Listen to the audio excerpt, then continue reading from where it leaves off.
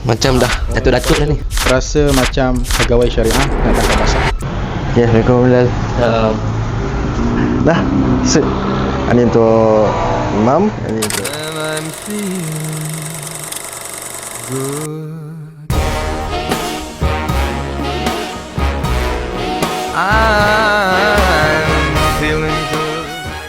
Okay, so hari ni saya dengan Ustaz dan juga Bilal daripada geng MKN. Kita dah pun bagi dekat Imam Bilal dan sekarang pun nak tengok hasil daripada kita punya craftsmanship. Okay, so macam mana Imam dan Bilal, macam mana suit daripada buat tailor? Alhamdulillah, sangat berpuas hati. Terasa macam pegawai syariah nak tangkap.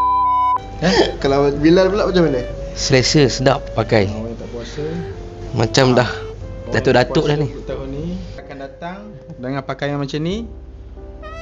Korang dah tahulah. Kena jaga-jagalah. Bawa van jenazah.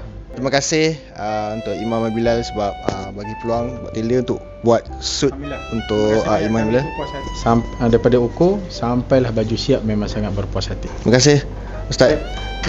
Harapnya baju tu bolehlah pakai-pakai dekat mana-mana event kan nanti kan. InsyaAllah. So kita jumpa lagi dalam next episode.